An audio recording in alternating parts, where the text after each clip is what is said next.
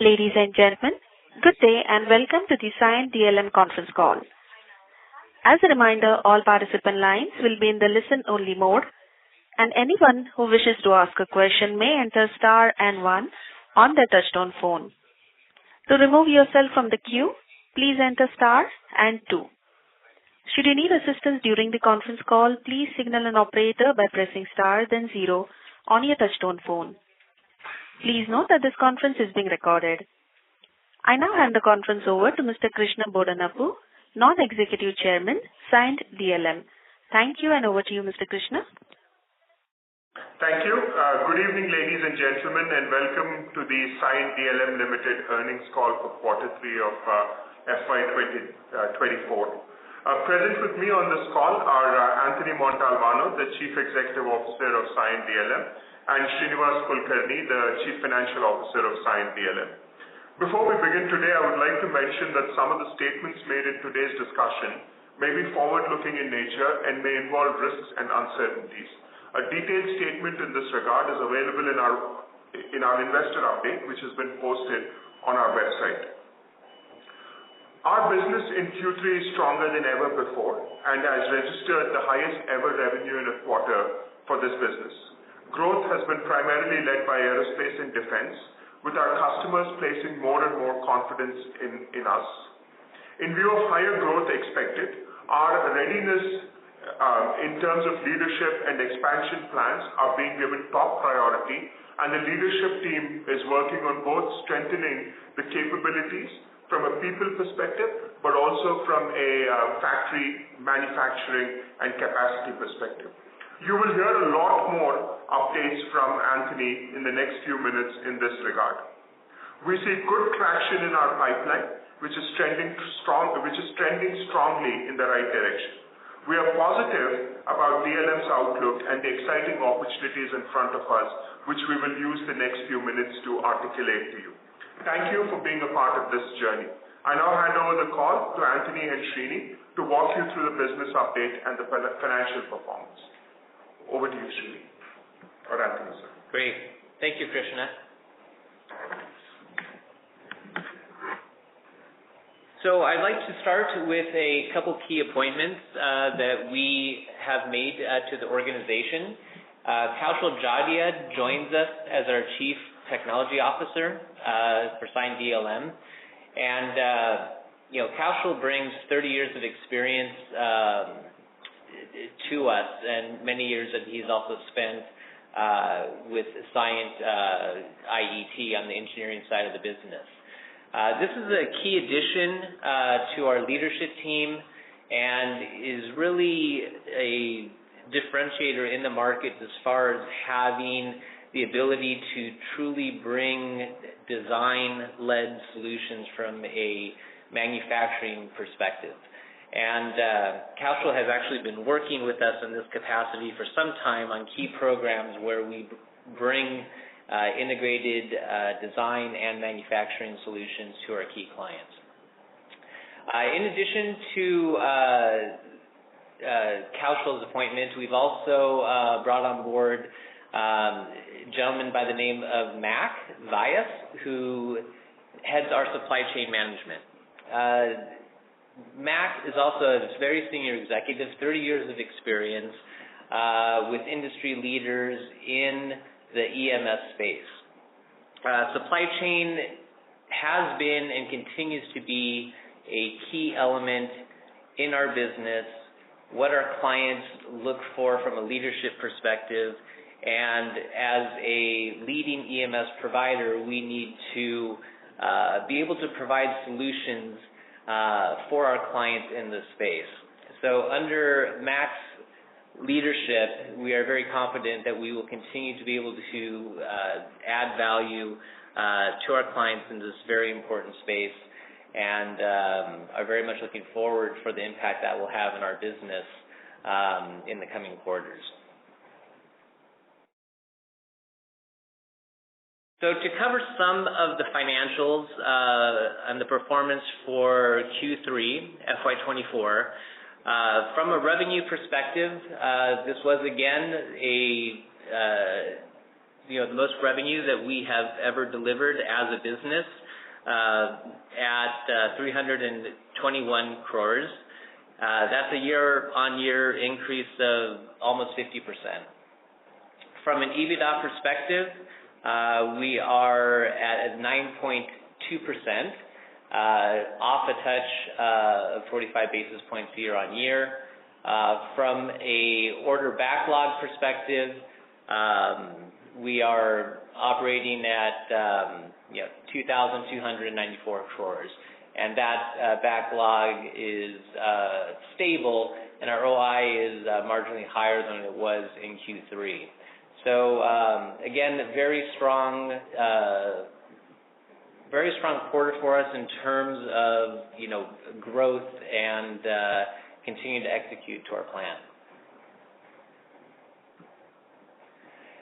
So some key highlights on the business where we received recognition this quarter. We received awards that cover our business in different dimensions. Specifically, we received a National Export of Excellence Award, recognizing the exports that we provide in the manufacturing sector. We've also been recognized in the industry as the best performer in electronics hardware in the region in BTS 2023, another export award. And then also, we've also aligned on our ESG initiatives with one of our key clients, Thales, in executing sustainable initiatives across facilities in India.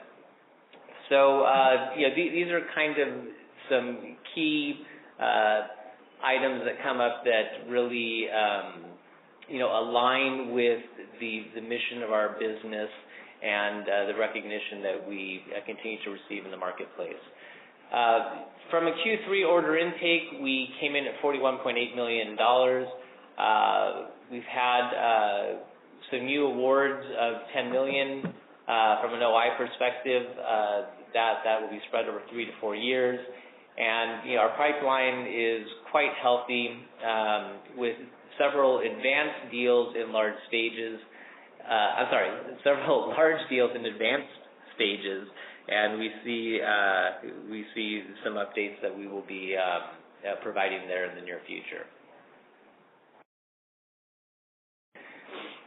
So some additional key initiatives that we covered this quarter.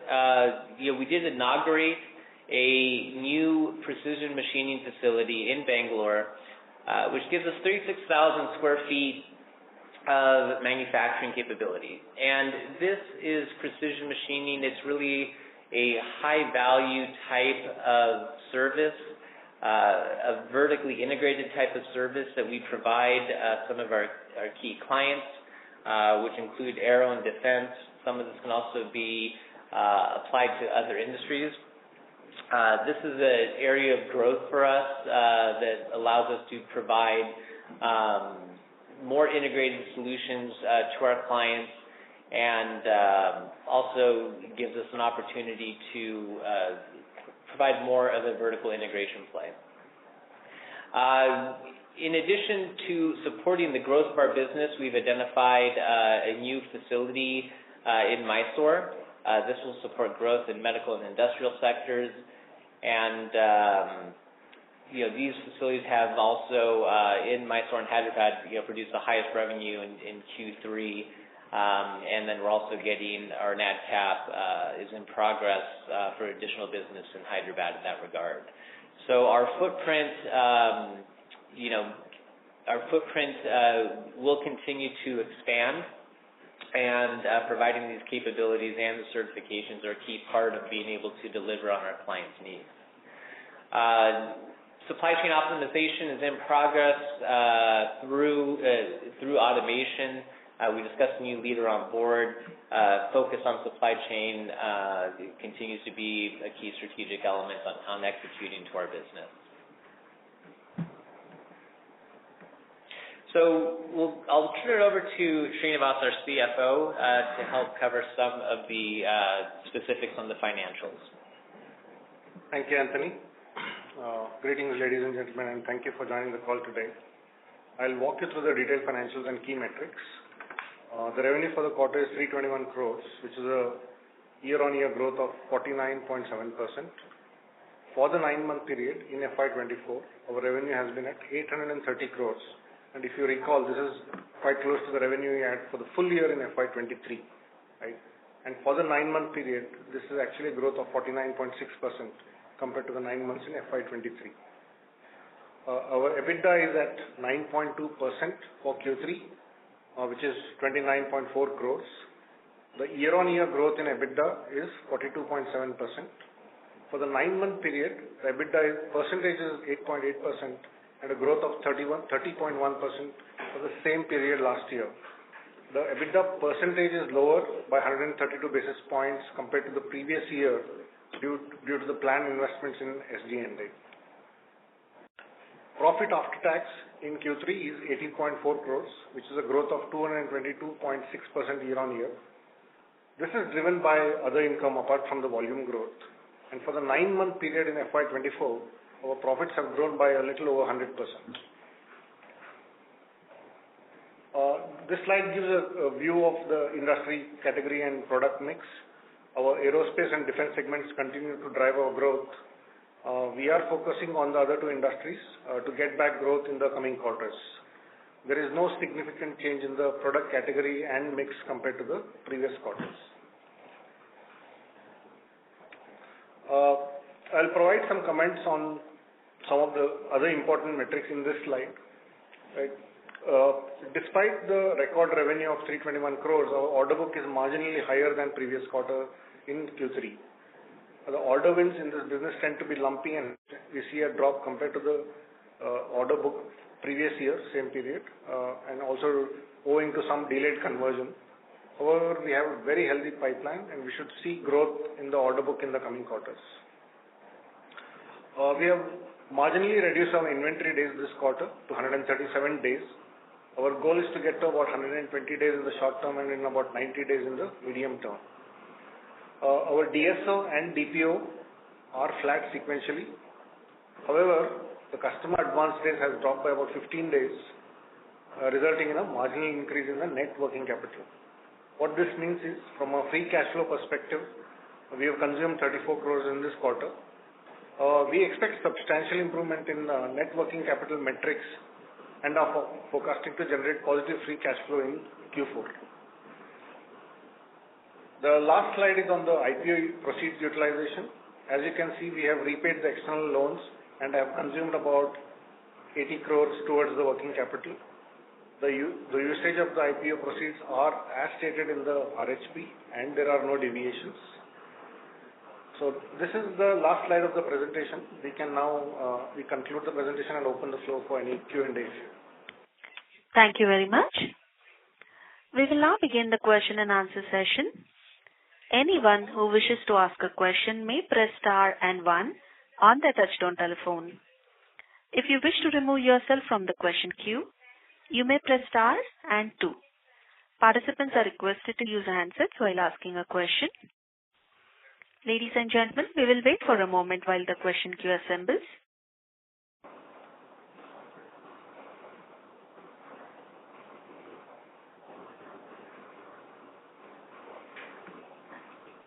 We have a first question from the line of Venkatesh Balasubramanian from Axis Capital.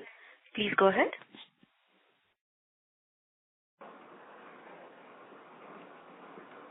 Mr. Balasubramanian?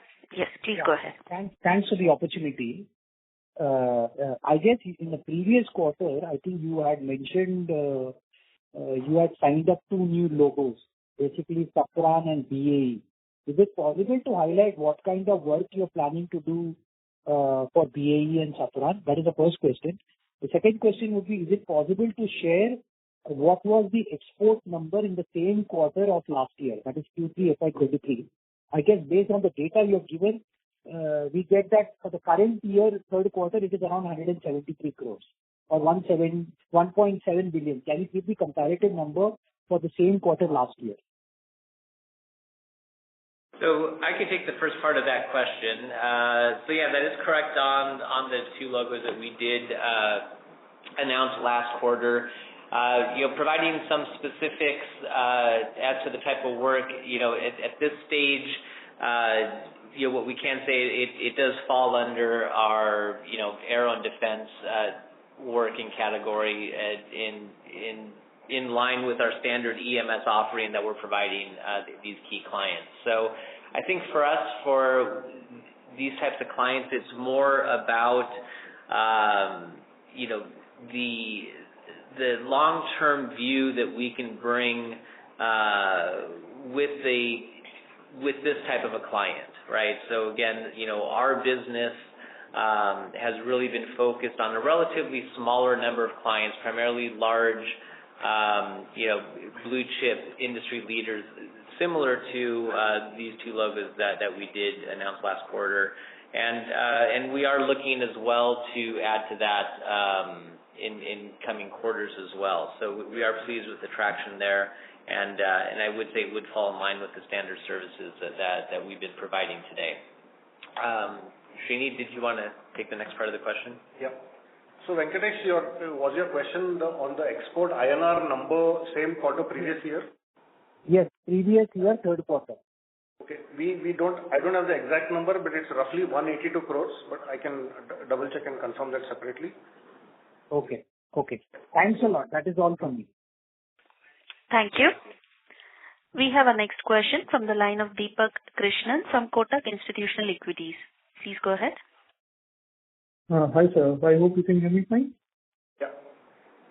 Yeah, so maybe just one question on the inventory days, and you're indicating positive free cash flow. Obviously, inventory days have sequentially jumped up to 118 days. We are only seeing DIO go down to about 120 days. So what gives us confidence that we'll be able to generate positive free cash flow? Are there large customer advances that we are sort of expecting in Q4? And if not, then what kind of helps us bring our net working capital days down?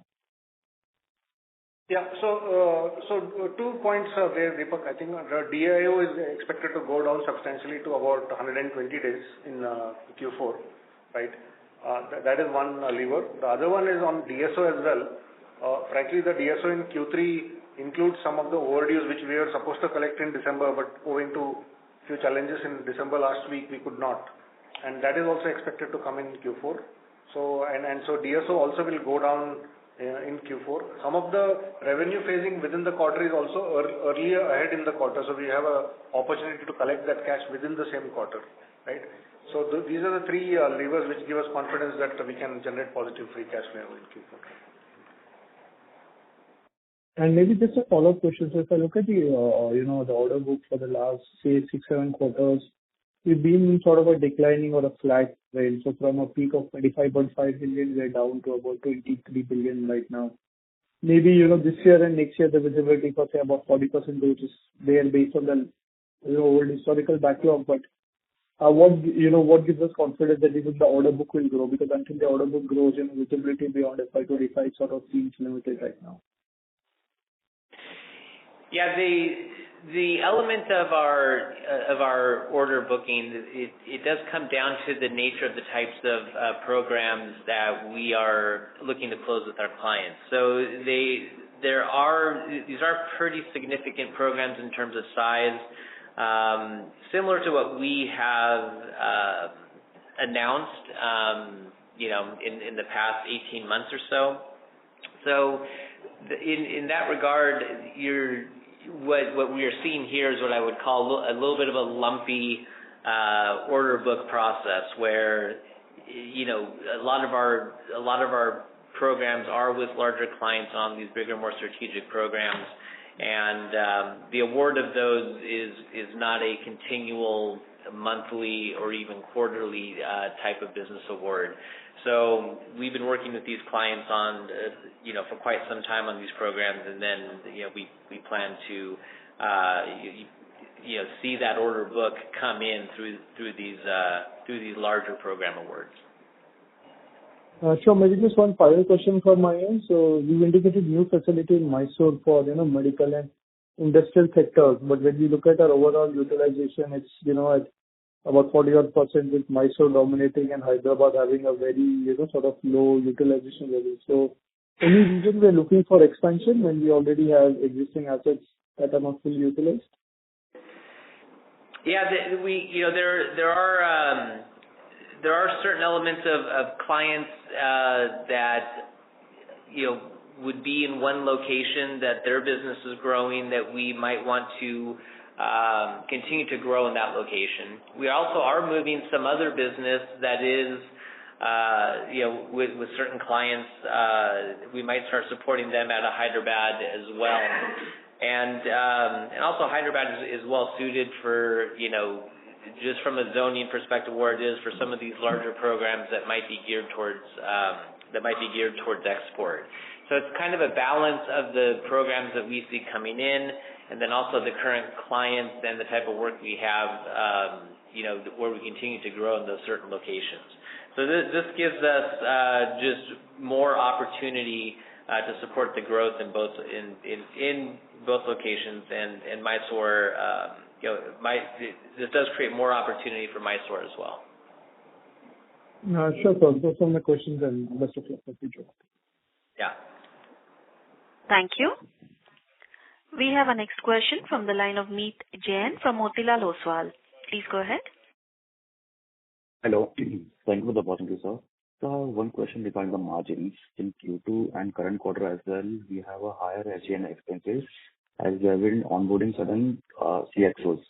So can we expect this under to maintain going ahead? Are we planning any more further increase in the SG&A expenses, or we are done for it now? No. So from a SG&A investment, I think we have sort of peaked already, right? And with the higher revenue that is expected in Q4, we do expect to get to about double digit and sort of stay there from that point onwards. So there is no at least significant SG&A investment that is expected right now. So we can go ahead back to our previous margin levels of low teens, like 11-12% kind of margin level. What we did earlier. 11-12 very quickly. It will probably stay around the 10% for some time. And as we find other opportunities where the mix of the business changes and then we get the benefits of the scale, it will start inching towards 11 and 12%. Understood. And just following up on the order book side, we have seen a very flattish kind of order book since past few quarters. So what kind of revenue visibility we have for FY25? Can we see a similar kind of growth, or the growth will be more kind of flattish on current base?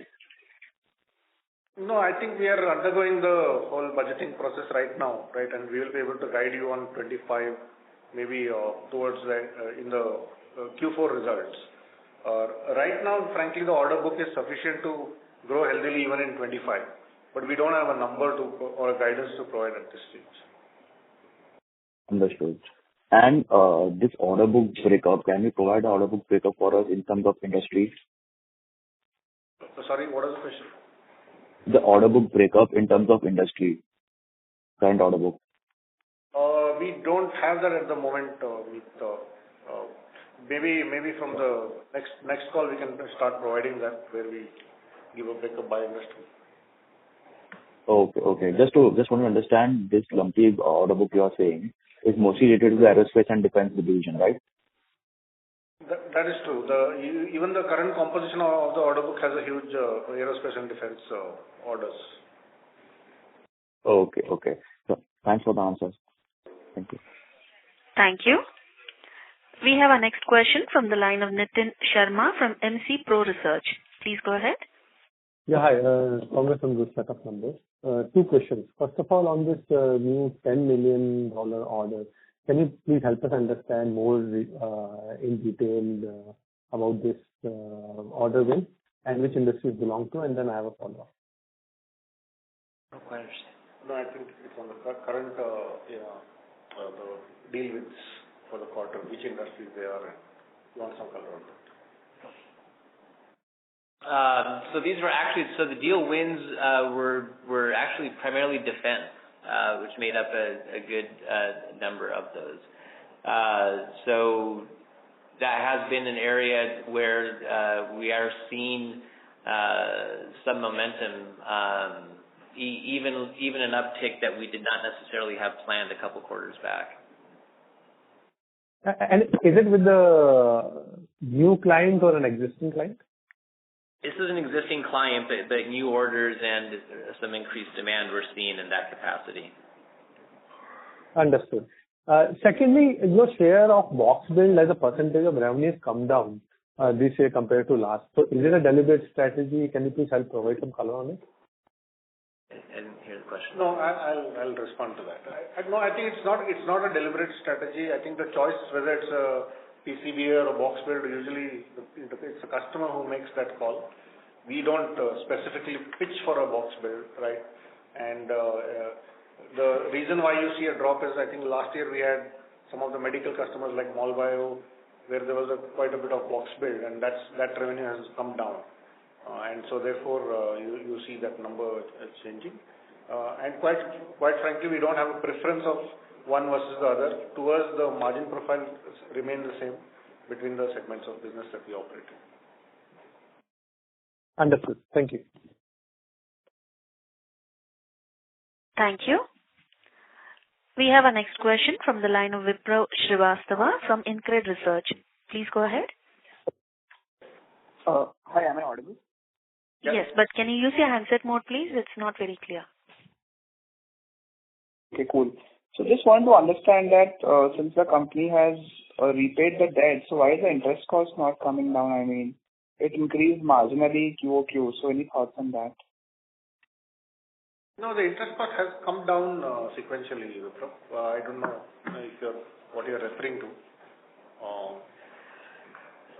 Okay, maybe I'll reach it again and find them, no issues. Secondly, this order book you're talking about, so what is the average execution period for this order book? So usually it's been running about 24 to 30 months is pretty... Yeah, the current order book is 12 to 18 months. Oh, the current is 12, okay. Okay, so 12 to 18 months, right? So, I mean, generally in the CMS space, that's the order execution period, right? 12 to 18 months? Yeah, it really depends on the industry. We have some orders which are executable even over 3-year period, but the weighted average is roughly what we speak about here. Some of the industries like medical and industrial tend to be very short. I think they are executable even in 6 months sometimes. Right? So it ranges. It depends on the mix of the industry and the execution period accordingly sort of changes. Okay, cool. And finally, full year CFO, I mean, any cash flow from operations, I mean, what are the projections for that? I mean, will it be cash positive on the CFO level or will it be consuming cash? No, on a full year basis, we will be, we aspire to break even, but we might be a little bit shy of that. Because we've consumed almost 230 crores in the first 9 months, right? So to generate that level of cash in one quarter will be difficult. But we have a very healthy line of sight to get very close to break even. So we will see an update how that comes along.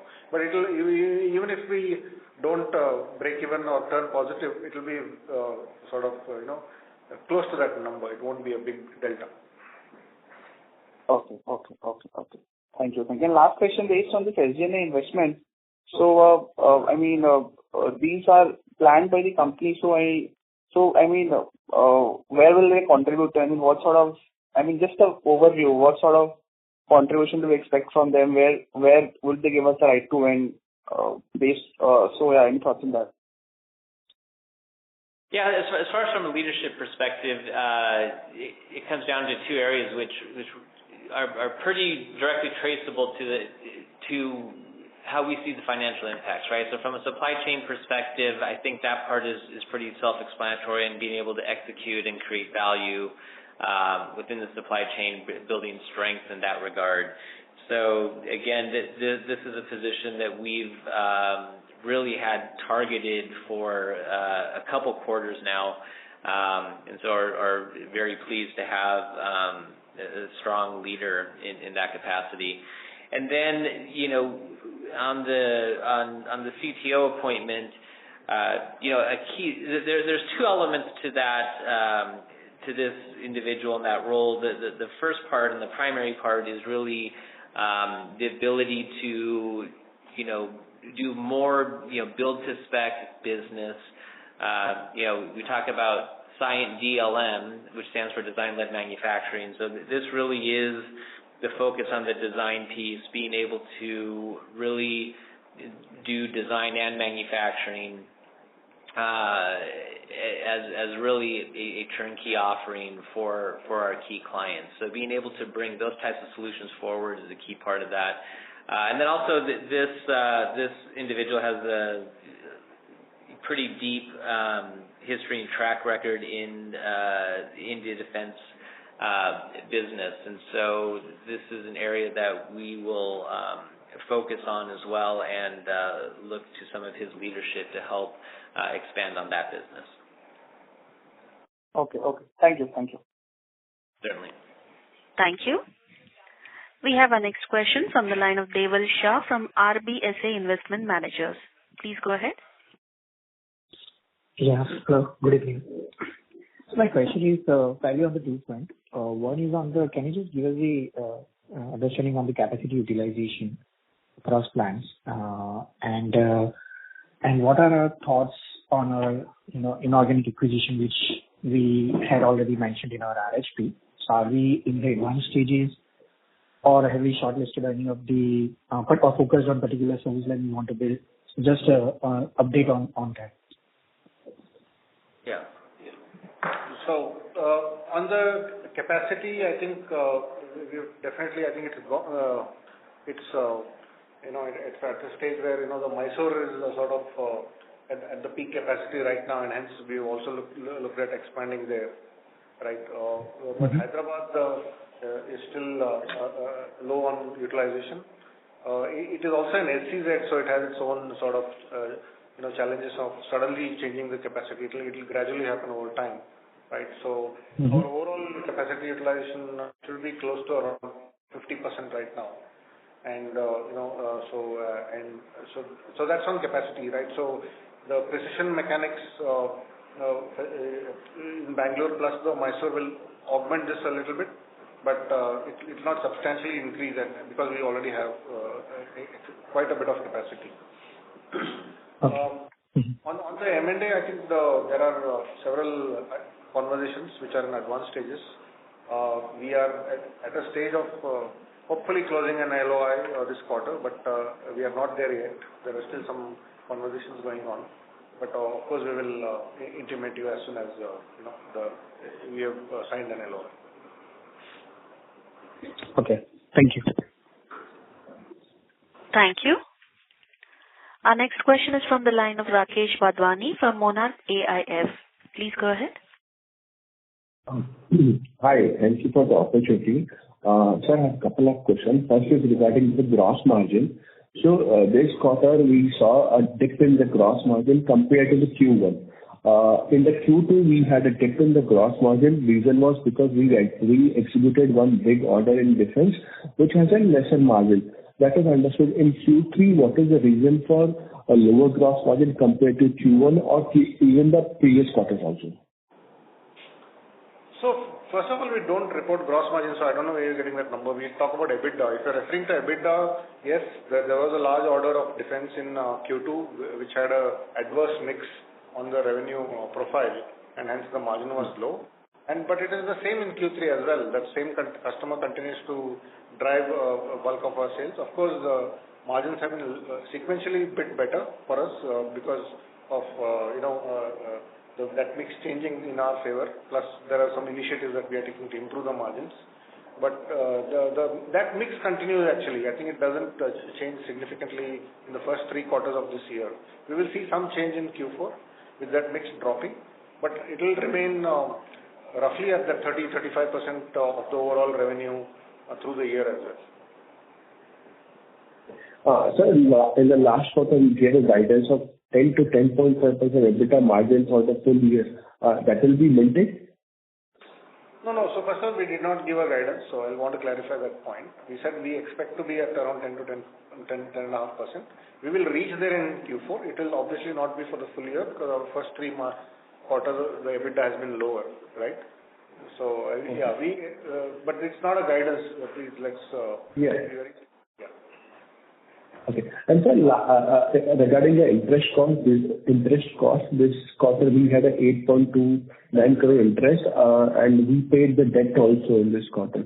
And versus last quarter, it is slightly higher also. Any reason for that? No, I think the repayment happened towards the end of the quarter, so therefore maybe you are seeing a marginal change. But this is substantially reduced in Q4 because we are paying off the remaining whatever working capital loans we had in Q4. So we will see a drop in the interest expense in Q4. And sir, what is the gross debt in the book as on December 23? Gross debt, any number? Sorry, what? What is the gross debt as on December 23, if you can give the number? I don't have the exact numbers, but it'll be close to 250 crores if I'm not wrong. But partly it's also because of the internal debt, right? So we have a debt from the parent company as well. Yes. Okay. Sir, 2 last questions from my side. During the IPO, management has cited one of the reasons for IPO is they are looking for acquisition in American or other markets. So just wanted to know your status on that. Have you identified any opportunity or have you looked through any opportunities on that?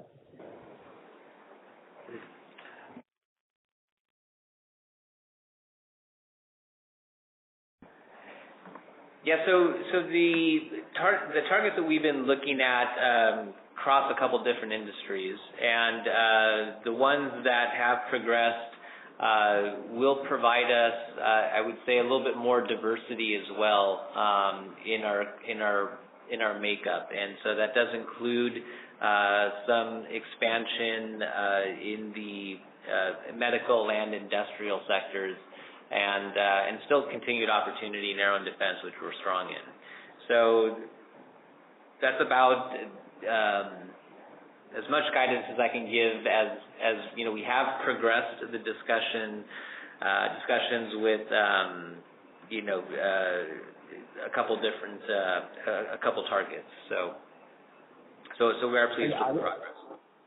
And are we also doing the discussion are currently happening not with the same company or other companies? We are open for acquisition. Just wanted to know on that part.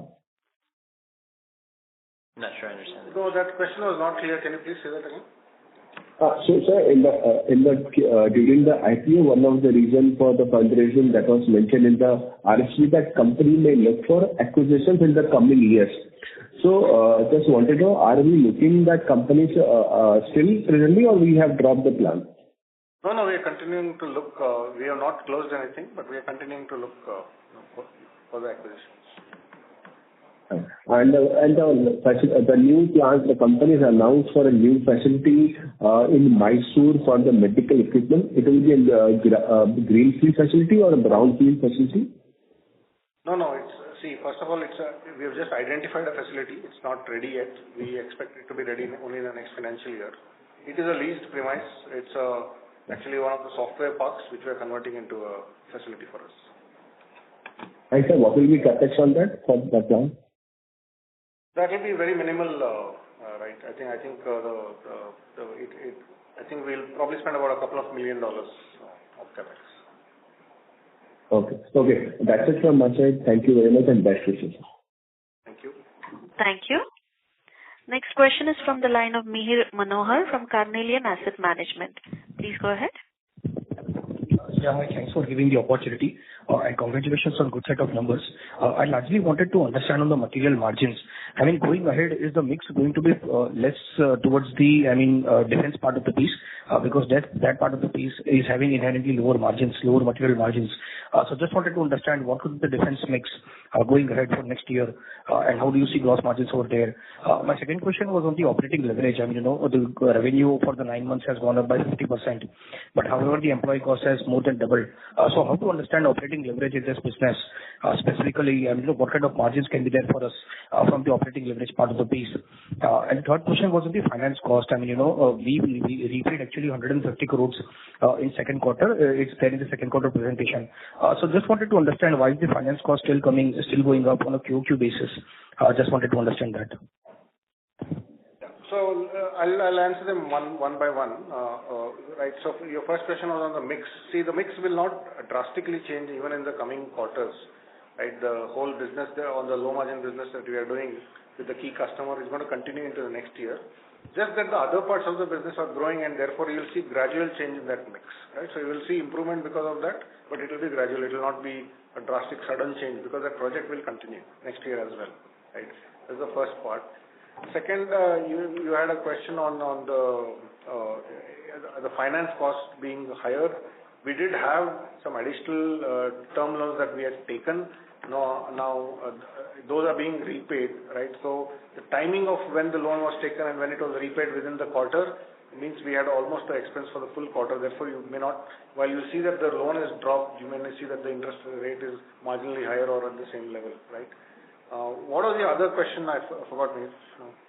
On the operating leverage side, the revenue has gone up by 50%, but employee cost has more than doubled. So how to understand operating leverage in the business? Yeah, see, look, some of the investment that we made is a conscious call. So the 50% growth in the revenue is translating to a 30% growth in the EBITDA, right? And that's largely because of, investing in SG&A, right? I think that is where bulk of the investments have been made. And this is a very conscious call to build an organization which will cater to 300 million in the short term to about 500 million in the long run, right? So the SG&A is actually sort of geared towards that sort of a growth, right?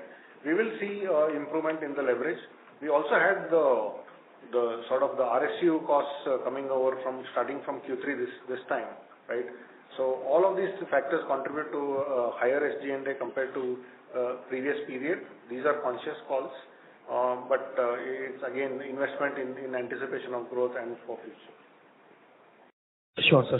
Sir, just one clarification on the finance cost. So do you see finance cost coming down sequentially sharply in 4Q? We will see it coming down. Sure. So, and just one last question to squeeze in. Anthony made a comment that there are several large deals which are there in advanced stages. So, I just wanted to get an understanding around this. Our order book has been largely flat across the last 4 quarters.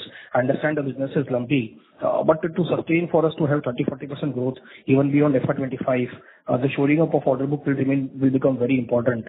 So, just wanted to get a sense around that.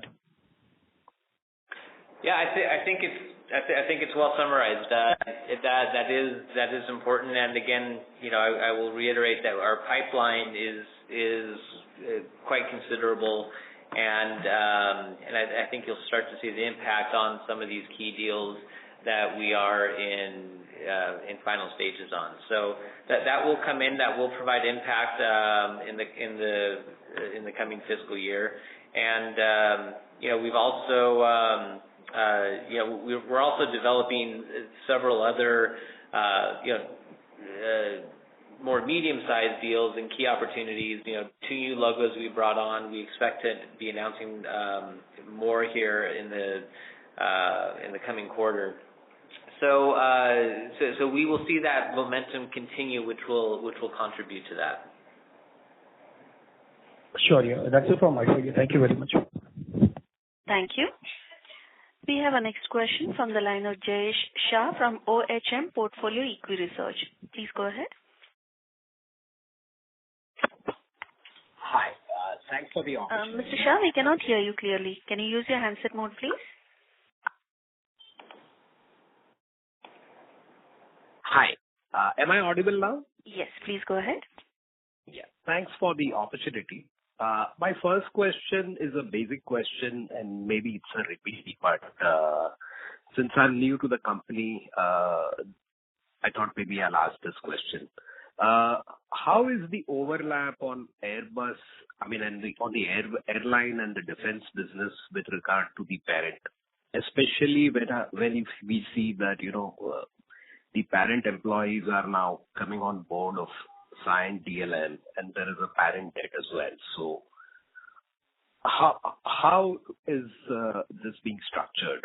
Would the entire airline and defense business come in Cyient DLM over time, or will there still be overlap, and how do you decide on overlap? So let me answer that. This is Krishna, and essentially these are two separate businesses, right? And both businesses are in similar industries. There is an overlap in that sense. But we're very clear that Cyient DLM is a company that focuses on manufacturing. It can be of two types. One is manufacturing where Cyient DLM, somebody does the design, typically our customer, hands over the design, we do the manufacturing. Or the second type is where the customer wants us to do the design and the manufacturing. So essentially the overarching principle would follow is wherever there is manufacturing, the whole deal is owned by Cyient DLM, and if Cyient needs to support on the engineering and the design elements, Cyient will support. We have an arm's length process, we have an arm's length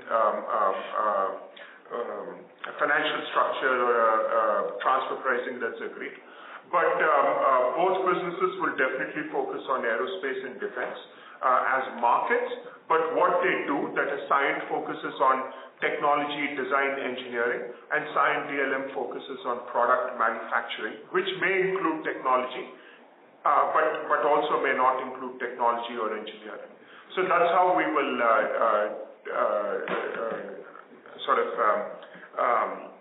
divide up the work. But I want to say it's two very clear differentiations. One is design and engineering, the other is manufacturing. That's fairly clear. So this means that is there joint marketing pitches and bidding to the clients by Cyient and Cyient DLM? There are cases where there is a joint pitch. So if a client wants design to be done and then manufacturing to be done, then it's a joint pitch. But again, we're also quite clear that in that, because a joint pitch also should have a lead. If there is manufacturing involved at any point, then Cyient DLM will take the lead, and Cyient will be a supplier, so to speak, to Cyient DLM. I see. So the SG&A investments we have seen last year, is there an attempt to address to clients beyond the ones that are being serviced with Cyient? Yes, absolutely. Absolutely. I mean, with the current clients, we're well positioned. Of course, we do need to have the right account management, etc. But the idea is really to grow the business, not just to be in the steady state. Okay. And with the employee cost of close to 31 crores approximately for 3Q, can we say that this is the steady state run rate per quarter, or this can also still go up? Which is an annualized base of 120 crores. There will be, it's not linear, but, as you grow the business, there will have to be some resources that add, that you will have to bring on. That comes down to direct manufacturing, and even comes down to some, even like management, like even supply chain or program management. But it's not linear, and I think what you will start to see as we add more revenue is that there will be more absorption of that SG&A. Okay. The other way to ask this question is, hypothetically, next year, if your revenues grow by 50%, will the growth in employee cost be less than 50%? I'm not asking you to commit to a number, but broadly in terms of color. I think that's what we mean by non-linear, right? So, yes. Okay. That's very helpful. And my last question is, do we have the confidence to maintain the order book at, say, 2,000 crores for the next few quarters, which means getting the pipeline converted into orders? At this stage, we do, right? It all comes down to converting. It comes down to converting that pipeline. So, this is something that we've had a solid track record in, and we still see the consistent end market demand as maintaining. So, at this point, we're not taking a different view on it. Thank you. And one last short-term question. Is there an impact due to Red Sea in terms of your dispatches for exports? No, we don't see that. Okay. Thank you and best wishes. That's all. Thank you. Ladies and gentlemen, in order to ensure that the management is able to answer queries from all participants, please restrict your question to 2 at a time. You may join back the queue for follow-up questions. We have a next question from the line of Suraj Malu from Catamaran. Please go ahead. Hello, sir. I had one question. So I just wanted to understand, like, how should one reconcile the IPO expenses? Because it was a one-time expenses which have been incurred, but I don't see as like one-off expenses in previous 2 quarters results. So just wanted to understand that. So the IPO expenses are one-time expenses, right? I think that is just towards raising the funds. So as you remember, we raised 700 crores and roughly 41 crores was set aside towards the issue expenses, which is basically the banker, legal and other fees, right? Right. That is not going to repeat. Obviously, that's a one-time thing. So therefore we are now talking of the utilization of the net proceeds, which is the 659 crores. Got it. So it won't reflect that expense anywhere in the P&L, you mean, because the net proceeds have been realized. No, the accounting standards set that off directly. They don't flow from the P&L. If that was your question. Got it. Thank you, sir. And just wanted to have a follow-up on the previous question. Like, do we see any increase in the shipping freight rates at international export level? There is marginal increase, so it's not substantial at this stage. Got it. So it's like 5 to 10% and not 30-40%. No, not at all. No. Got it. Thank you so much. Thank you. We have our next question from the line of Amber Singhania from Nippon India AMC. Please go ahead. Hi, sir. Thanks for taking my question. I have just one question related to order book. You have mentioned about the healthy pipeline. I just wanted to understand if you can quantify a bit about what kind of pipeline we have currently in terms of order inflow, future order inflow. And also if you can give some color about segments on that. Within that, one more thing is that are we looking the incremental large order books coming from new clients addition or increasing the wallet share from the current client? So these are 3 parts of my one question, sir. I think the guidance I would give is that it's probably a relatively similar blend of the type of business we're delivering towards today, and A&D will continue to play a significant part of that, but we do see expansion in medical and industrial as well. So and as we execute through our next fiscal year, we will see the defense piece maybe start to come down a little bit as the overall mix of the business. Aero will remain very significant and then we also see medical and industrial making up a greater share. And if you can quantify the order pipeline, ballpark number? No, see, look, that's not a very, that's not a number we declare out. So I'd say it's sufficiently large. It'd be hard to put a number. Okay, sure. Yeah. That's it from my side. Thank you. Thank you. We have a next question from the line of Sumant Kumar from Motilal Oswal. Please go ahead. Yeah, hi. Can you talk about... We can't hear you. Please use your handset mode, Mr. Kumar. So, can you talk about the medical segment inflow opportunity and any client addition in this quarter or going forward? Any advanced stage discussion with the client? Indication? Yeah, as far as this is one area that we see some potential as far as from an order book perspective. We do have our pipeline in that regard. We've talked about the makeup of our pipeline. We have brought in some go-to-market leadership a couple quarters back in this segment, and that is translating into our current pipeline, which we see becoming part of some of the orders that we will be closing here in the coming quarters. Thank you. Thank you. We have a next question from the line of Asta Sundarka from Niveshaay. Please go ahead. Hello, am I audible? Yes. Good evening, sir, and thanks for the opportunity. I have just one question to ask, that there has been an increase in employee costs this quarter. So any specific reasons for that? Yeah, from this quarter we have started taking the RSU costs, right? While there is a performance condition and a tenure condition, the way this works is when the grant happens, I think you start amortizing the costs. So that's come in this quarter. Also, some of the leadership addition, the full quarter impact would be seen in this quarter. So those are the two reasons why you would see an increase. Okay, thank you, sir. Thank you. Ladies and gentlemen, we'll take that as the last question for today.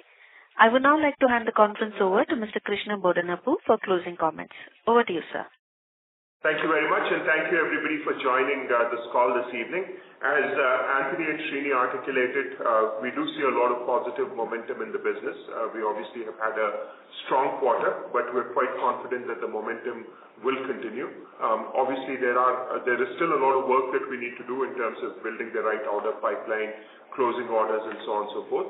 But with the team that we've added, and with also some of the technology, the capabilities, the capacity that we've added, we're quite confident of having a very strong future ahead of us. So thank you very much for all the questions. Thank you very much for your support, and we will again speak next quarter. Thank you. Thank you, sir. Ladies and gentlemen, that concludes this conference. Thank you for joining us, and you may now disconnect your lines.